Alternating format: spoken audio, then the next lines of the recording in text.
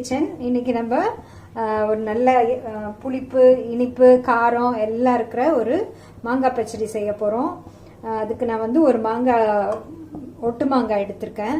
அது வந்து நல்ல அதாவது செங்காயாக இருக்கணும், ரொம்ப காயாகவும் இருக்கக்கூடாது பழமாகவும் இருக்கக்கூடாது. அதில் பண்ணால் தான் நல்ல டேஸ்ட்டாக வரும்.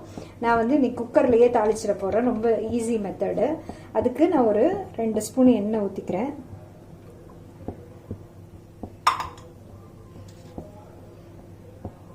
எண்ணெய் காயட்டும். 1 ஸ்பூன் நான் வந்து கடுகு போட்டுக்கிறேன். கடுகு பொரிஞ்சோன்னே கொஞ்சமாக ஒரு பிஞ்சு பெருங்காயம் தூள், ஒரே ஒரு காஞ்ச மிளகாய், ஒரு கொத்து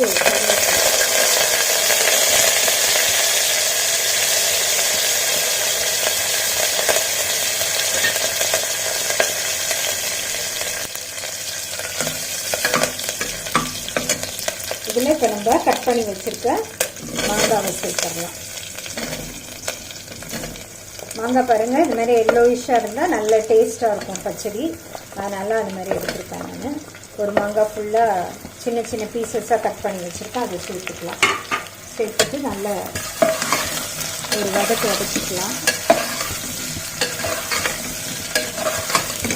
இது நம்ம நல்ல சாம்பார், ரசம், வறுவல், பொரியல் அந்த மாதிரி வச்சு தயிர் பச்சடியெல்லாம் வச்சு சாப்பிட்ற அன்னைக்கு இந்த மாங்காய் பச்சடியும் வச்சு சாப்பிட்டா ரொம்ப டேஸ்ட்டாக இருக்கும். நல்ல ஒரு வதக்க வச்சு வதக்கின பிறகு ஒரு 1/4 ஸ்பூன் வந்து மஞ்சள்தூள் போடுறேன்.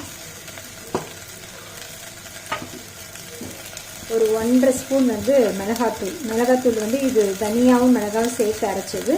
அது ஒரு ஸ்பூன் போட்டுக்கிறேன் நான். நம்மளோட பிங்க் சால்ட் ஒரு 3/4 ஸ்பூன் போடுறேன். போட்டுட்டு திரும்ப இதையும் நல்லா கலந்துக்குவேன். இதில் புளி தண்ணி ரொம்ப கொஞ்சமாக கரைச்சி வச்சுருக்கேன், அதை சேர்த்துக்கிறேன் நான்.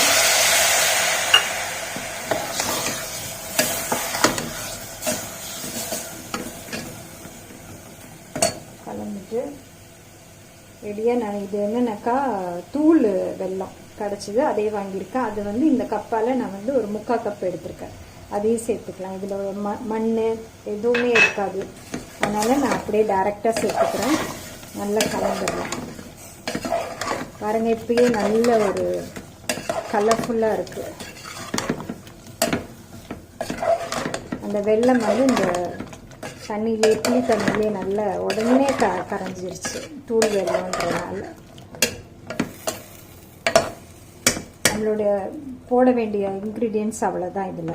இப்போ இதை நம்ம வந்து க்ளோஸ் பண்ணி ஒரே ஒரு விசில் கொடுக்க போகிறோம்.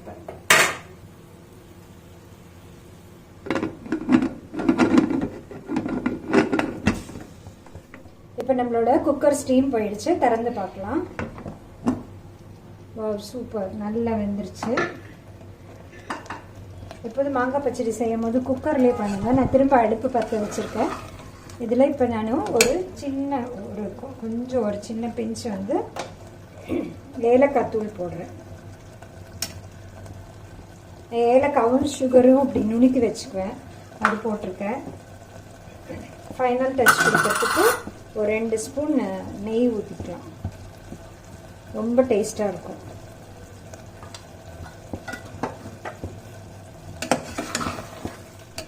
இப்போ நம்மளோட டேஸ்டியான மாங்காய் பச்சடி ரெடி ஆயிடுச்சு. இதே மாதிரி ட்ரை பண்ணி பாருங்கள். என்னோட சேனலை லைக் பண்ணுங்கள், சப்ஸ்கிரைப் பண்ணுங்கள். தேங்க்ஸ் ஃபார் வாட்சிங்.